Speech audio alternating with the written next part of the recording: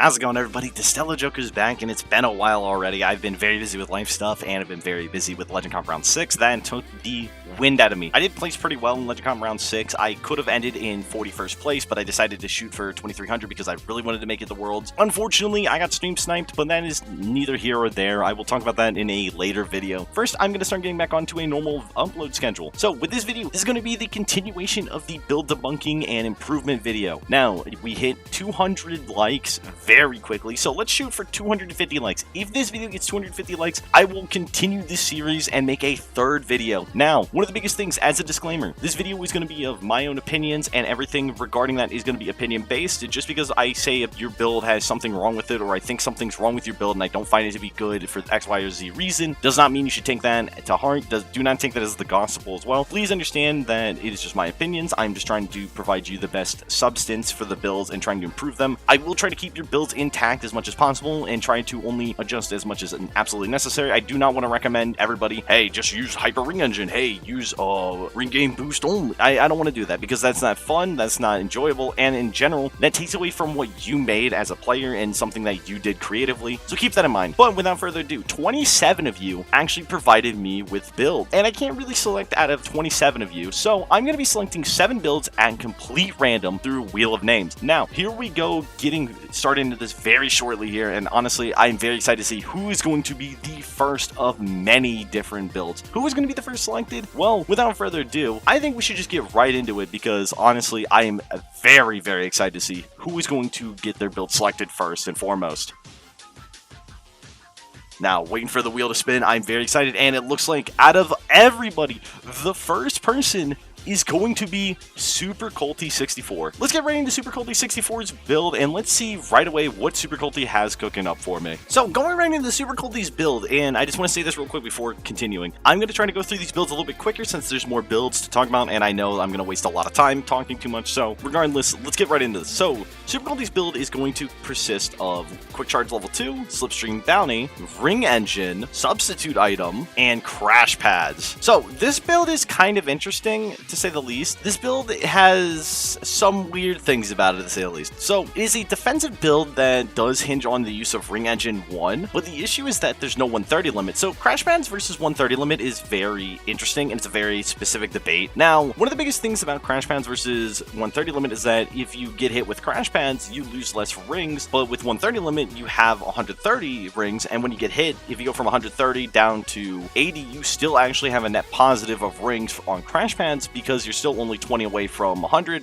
whereas you're going to be 25 away with Crash Pads. So the idea of this build is to try to maintain 100 rings or near 100 rings as much as possible, only lose a little bit of rings when you do get hit if you don't have an item with substitute item. But I think the problem that you have here is that immediately right away is that Crash Pads versus 130 is more the fact that when you don't have 130 here, you don't get the benefit of +7 ring speed, which means you're only going to get 7 of the 14 ring speed, so you're going to be at a net negative on other builds. So with this video, let's do a little bit of fun stuff. Let's take this build right here, and this is going to be the upgraded version of your build Kulty, and I'm going to take it right into World Match. So when talking about your build Kulty, and you're going to notice in the background footage, I'm going to struggle quite a lot with this build, and the big thing with this is that with Crash Pads and Slipstream Bounty, you can't sustain Ring Engine. Like, a lot of people really get this misconception that Slipstream Bounty and a single Ring Engine is able to sustain itself, and so you can maintain 100 ring speed consistently. But the problem is you are very, very reliant on staying behind people permanently, and especially in World Match when there's a lot of people that are going to be dropping items non-stop left and right, you're going to never get that value very consistently. You're going to lose a lot of rings, even with Crash Pads, even with 130 limit. You can't really sustain Ring Engine on its own, because remember, for every second of Ring Engine, you lose 1 ring, but for every second of Slipstream Bounty, you get 2 rings. So you have to stay behind someone for twice as long, aka 100 seconds, in order to get maxed out rings from 0 to 100. Now, with the +20 that you get at the very start, you have to stay behind someone for 80 total seconds as opposed to 40 to get max rings. Now, even if I take ring lines, which again you'll see in the footage, people catch up to me very easily, and it's very easy for players to maintain with me very consistently because I have to constantly go for ring lines instead of going for optimized lines. So do keep that in mind. I think if you want to use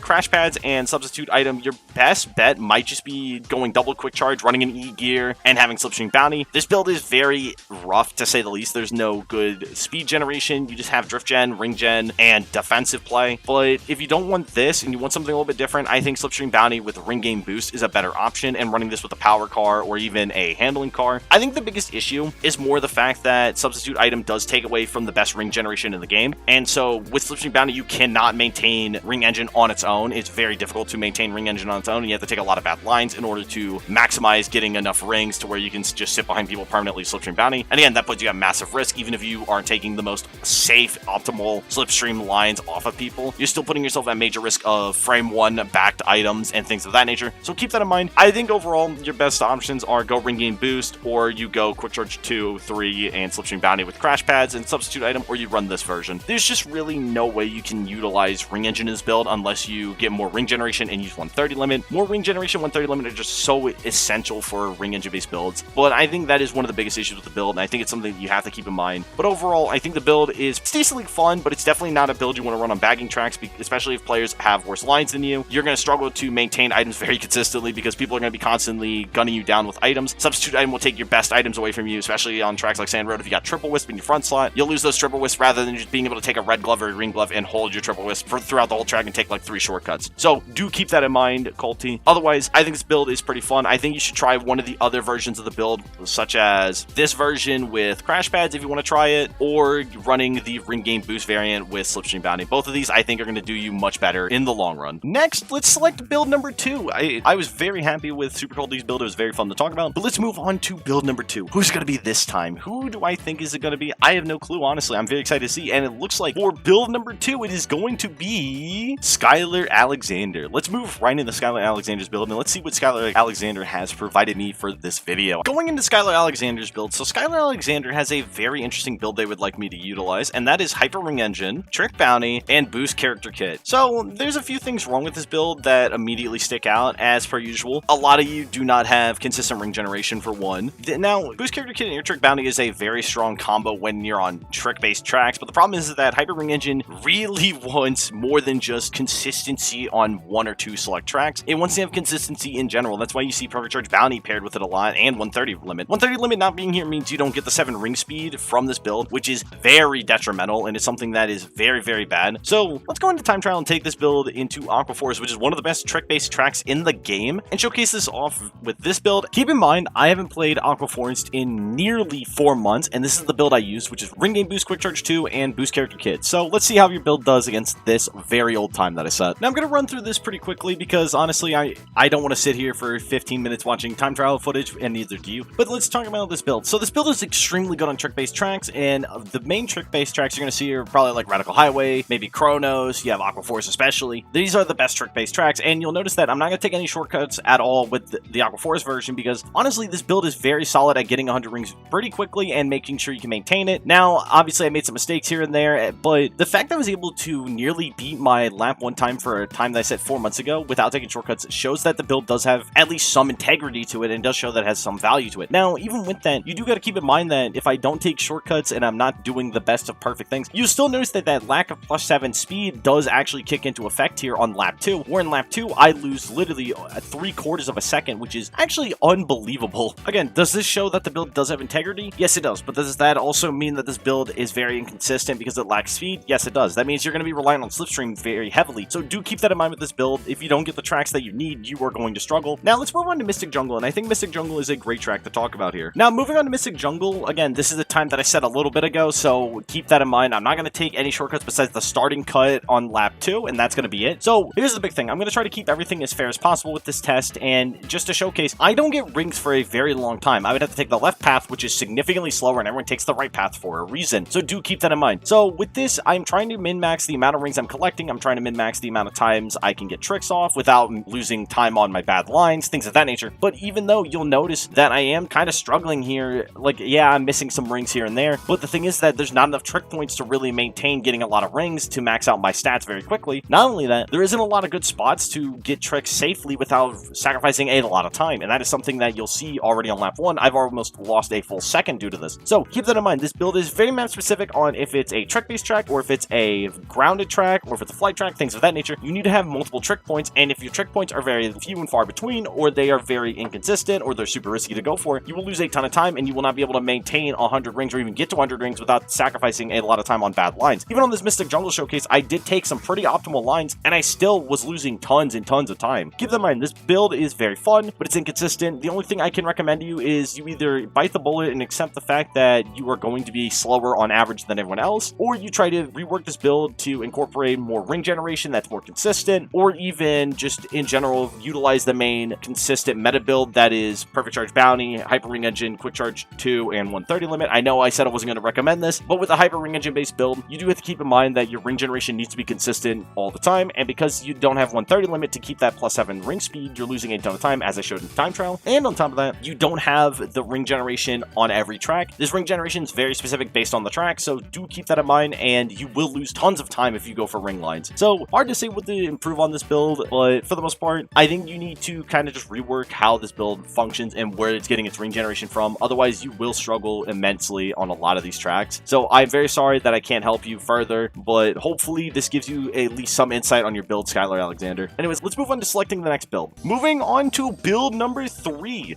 Already having 2 builds down and honestly 5 more to go, which is crazy to say. Let's move on and see who gets selected this time. And going into this, it looks like it will be selecting Alejo Prower. Hopefully I said your name correctly. Let's move on to Alejo Prower's build and let's see what they have to offer for this video. I'm very excited to see this build. So Alejo has 2 main builds he would like me to cover. The first build is what he uses with the speed card, which is Hyper Ring Engine, 130 Crash Pad, Slipstream Bounty, and Quick Charge 2. He thinks that there's something missing, and just to really cover this real quickly because this is very simple, the problem is that with this build you don't have ring generation. Just like in the previous build that I talked about earlier with having Slipstream Bounty from Kulty, you don't have consistent ring generation. Because of this, you can't actually sustain Hyper Ring Engine. Again, remember, even with the fact that you have 20 starting rings, you need to be in Slipstream for 80 total seconds as opposed to 40, only relying on Slipstream Bounty to get your rings, which means you have to be sitting in Slipstream Bounty for an extended period of time, which means you're going to be sitting in a position of getting hit constantly. This build is really just reliant on Perfect Charge Bounty to get that consistency. This is why you're struggling a lot. I recommend just try the main meta build, genuinely. This is just a problem with your build and any build that uses Slipstream Bounty as the cover for 130 and Hyper Ring Engine. You just do not have enough time of Slipstream that you can sit in, because again, 80 seconds is already 2 minutes of the race. Nearly you get to be in Slipstream just to get the rings alone, which is impossible to do without being at major risk at all times. Now, going on to your second build with Extreme Gear, Counter Quick Charge, Perfect Charge Boost, and Ring Engine. So, Counter Quick Charge, Perfect Charge Boost, and Ring Engine, this build is very fun. Your biggest issue is Ring Engine. This is your problem. Again, just like every build that uses Ring Engine, you need to have 130 limit. You don't have any ring generation at all in this build, so you can't really utilize Ring Engine to the fullest. On top of that, even with the fact that you don't have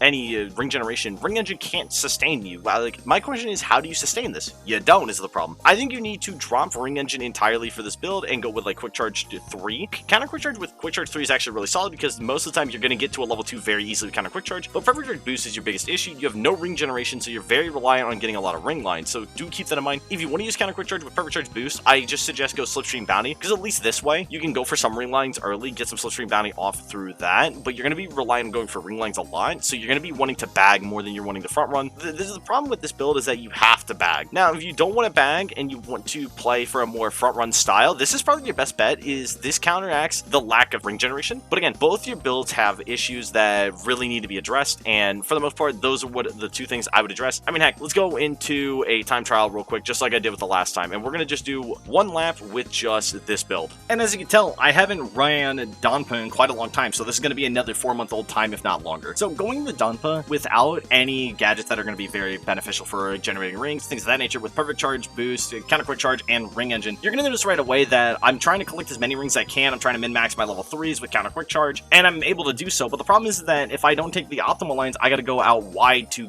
actually gather a ton of rings, which is really bad. Something that you don't want to have to do, and if you have to do that consistently, you are going to be very slow. Now, granted, if your main gimmick is to bag, then you should really just drop Ring Engine itself and go for like Quick Charge 3 or Slipstream Bounty, because that way you can at least maintain 100 rings. I mean, heck, I ran out of rings on Donpa. I know I bumped a couple times, but that is no excuse for the fact that I have 0 ring generation. I have 0 ways to consistently get rings, and again, I have to constantly take ring lines, which in a lot of cases is actually a lot slower than going for the optimal line. So keep that in mind with this build. This build is definitely very interesting. It's very fun. The problem is you're giving up way too much ring generation just for this build, and it's a huge detriment to you, and Ring Engine itself is actually causing you more of a problem than it actually is benefiting you. Let's move on to build number 4. Build number 4 is going to be 1 one that is going to be insane. I can feel it, and it is going to be coming from AlexisGuillen. Hopefully I said your name correctly, Alexis. Let's move on to Alexis's build right away. So going into Alexis's build, I know Alexis has another build, which is 130 limit, Hyper Ring Engine, and Boost Character Kit. All the things I talked about, Boost Character Kit plus Hyper Ring Engine, apply here. The problem with Hyper Ring Engine plus Boost Character Kit is the fact that it's very inconsistent and it's very track specific, so keep that in mind. It's just better to find a different source of rings so that we have more consistency. Going into your second build, which is the more important of the two to talk about right now because it's a unique build, which is Hyper Ring Engine, Ring Game Boost, Slipstream Bounty, and Dash Panel Mini Bounty. So one thing immediately that strikes me with this build is absolutely god-awful for front running. You cannot front run with this build by any means, and I think you recognize that when you commented, so that's a good thing. You understand that this build cannot front run worth anything, which is very sad, and the main reason you can't run at all is because you have no drift generation, also don't have consistent ring generation, and you don't have 130 limit. All three of those things actually work against you because what you're doing, and this is a huge problem that you have with your build specifically, is you're taking a core gadget from two different builds, so Ring Game Boost and Hyper Ring Engine, which these two gadgets are very important in their own builds, and you're trying to mesh them together into one build, which it doesn't really work out for you because Hyper Ring Engine wants consistent high amounts of rings, so every like 2 seconds you're getting 9 rings, which is what the main meta build kind of does, so you can overcome the ring deficit that you have every time you lose rings from the ring regression. And then Ring Game Boost wants consistent rings, so it doesn't mean consistent high value. As long as you're getting rings every second roughly, you're going to get consistent value of Ring Game Boost. That's why Slipstream Bounty and Ring Game Boost is so incredibly strong together, is because Ring Game Boost doesn't mind the fact that you don't get like 20 rings a second. It cares about the fact that you're getting a ring every like second or so, or every quarter of a second roughly. And Slipstream Bounty actually benefits you heavily because of that, because every time you're in Slipstream, you get a ring every half second, which means you can min-max on your Ring Game Boost tremendously, and it keeps you at the highest amounts of ring gain speed, which is incredible. On top of that, without having a ring engine in the build, you can actually opt into a lot of other ideas, such as Quick Charge 2 and 3, such as Tech Drift, even other things. You could even run, like, if you don't want dashing-based stuff, you could run Ring Thief if you really wanted, if you want to add some fun. You could run Item Bounty and Short Fuse here, which is not a terrible idea. You could run a Collision Evolution and, like, Item Hit Evolution. There's a lot of things you can run with this, but the problem is, like, again, with Hyper Ring Engine, you have two different components that are from two different builds that want two different things, and you're not supplementing either of them. Again, Dash Panel Mini Bounty requires 50 dash panels to go from 0 to 100, and Slipstream Bounty requires you to be in Slipstream for 100 seconds because of Hyper Ring Engine's ring regression. So instead of getting 2 rings a second, you're only getting 1, so you have to wait double the time in order to min-max your rings. If you only had Slipstream Bounty and Ring Game Boost, it would only take you 50 seconds of pure slipstreaming only and not taking ring lines. So keep that in mind with this build. I think, honestly, if I were you, I would just drop Hyper Ring Engine in all honesty, or I'd drop Ring Game Boost and work with these two gadgets on their own. If you want to keep both of them in, go right ahead, but I do think you should probably maybe change to 130 limit and Slipstream Bounty and rely on bagging heavily and rely on getting 200 rings through ring lines and trying to stay in Slipstream as much as possible, as safe as possible. Otherwise, you will basically permanently be having very inconsistent races where you're very reliant on staying in permanent Slipstream, people don't target you, and your item rolls are really good. Anyways, let's move on to selecting the next build. Moving on to build number 5 already. Now, this build is going to be interesting. That's all I can feel. I'm feeling something interesting, I'm feeling something unique, and it is going to be HunterCoda 4887. Let's get right into build number 5 with HunterCoda, and let's see what HunterCoda has to offer for this video. So HunterCoda's build is actually very simple. It is Quick Recovery, Slipstream Bounty, and Ring Game Boost. This is a build that we've known of for a very long time. So let me go play this in World Match, and let me explain a lot of the issues as to why this build is problematic and why it struggles quite heavily. Now, don't get me wrong, this build isn't terrible by any means, but the problem is that you are very heavily reliant on Quick Recovery providing a lot of value because this build has no drift generation, and that's a very big issue with the build.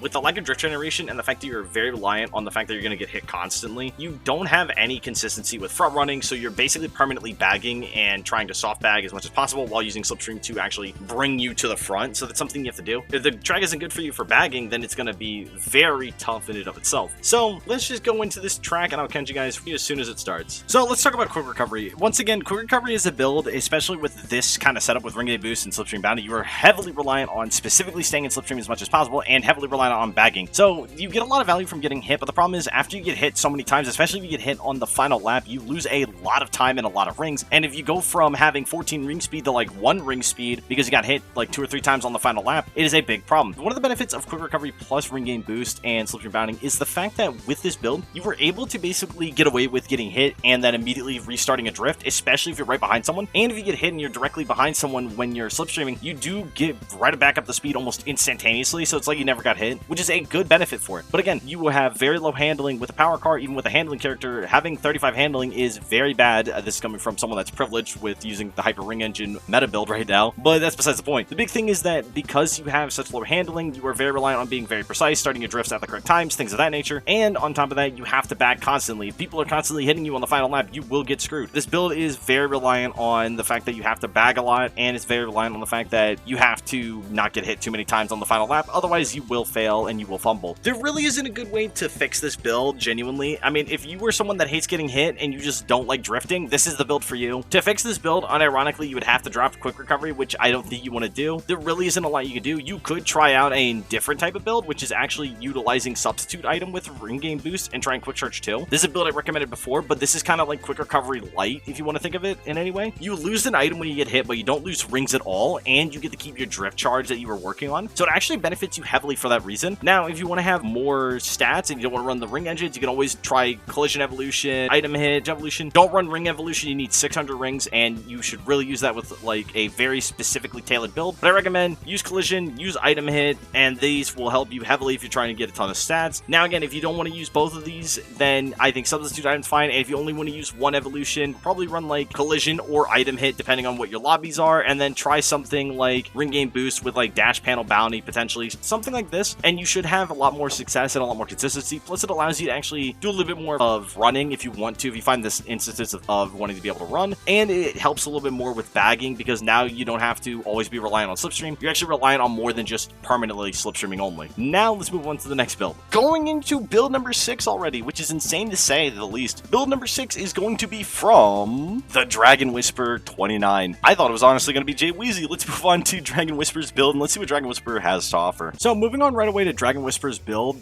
there is kind of an issue with their build. They said boost character kit, level 2 quick charge, and PCB. Now the problem is I don't know if they're referring to perfect charge boost or perfect charge bounty. So let's just debunk both builds right away. So if you're using boost character kit, perfect charge boost is, I guess, not terrible. The problem is it's kind of like you're kind of wasting the fact you're generating so many rings and not running ring game boost over perfect charge boost. It is kind of weird to say the least. I think you should just run ring game boost instead of perfect charge boost. Now in the instances of running perfect charge bounty with this setup, now again, this is kind of the same idea. Why are you running boost character kit at this point when you already have the ring generation here? Now granted, you might say, oh, but I like trick builds. If you like trick builds, I still think you should just opt into ring game boost, quick charge 2, and boost character kit, which it was actually used in the old time trials for Aqua Force before the ring engines were actually introduced in the game. This was kind of the build or something very similar to this. So I'd recommend just running boost character kit, ring game boost, and quick charge level 2. I think running either the boost charges, you're either A, you're over centralizing ring generation, B, on perfect charge bounty's case, you are completely overpowering the ring generation boost character kit's going to give you by a mile, so there's no point in running this anymore. And in perfect charge boost case, you have very minimal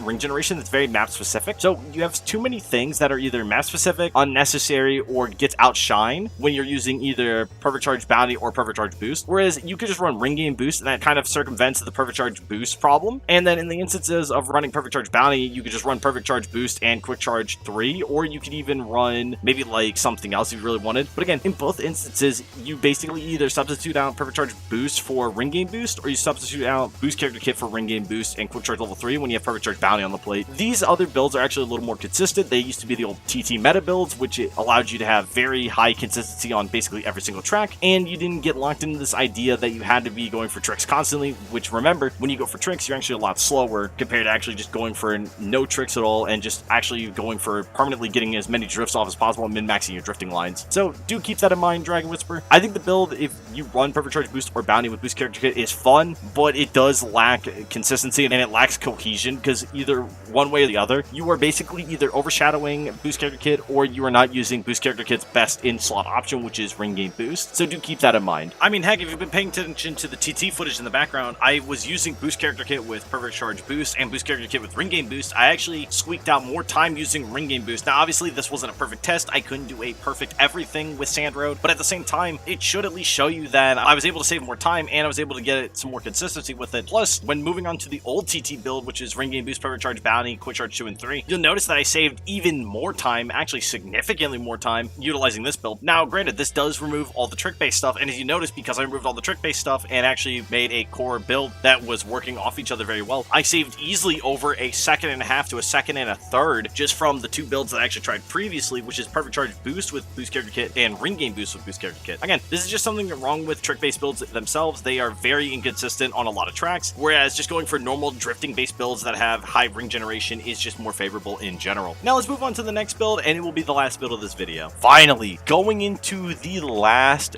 build, the final of the many builds here, build number 7. Going into this, let's see who is spun here, and it looks like it is going to be Dog2FR. Let's move on to Dog2ForReal's build, and let's see what Dog2ForReal has to offer for this video. I'm very excited. So going on to Dog2FR's build, so his build is a spin dash kit build, and I have a very big distaste for this gadget. This gadget is really, really bad. It's very inconsistent. It requires you to have a very particular playstyle, so it does come at a massive cost. And the fact that you lose 30 speed when you're drifting, and drifting is a core mechanic of the game that you have to do consistently, it's really bad. If you get into any tracks such as Ocean View or even like Coral Town where you need to hit Coral Cut, you're gonna struggle immensely with this gadget. This gadget sucks on a lot of the main tracks that a lot of the top players like to play on, and it's only good on the tracks that a lot of players actually hate to play on, which is a big issue with it. I honestly think, if you want my honest opinion, even though you do use it with an E-Gear with 63 boost using Quick Charge 2, I think your best case scenario is unironically Excel Character Kit, Spin Dash Kit on a power car. This is probably your best option overall. This circumvents mostly everything wrong with Spin Dash Kit by giving you a ton of speed during drifting, on top of Slipstream giving you speed, so you actually overcome that deficit of speed, kind of, while still being able to maintain with people. And the big thing is that this kit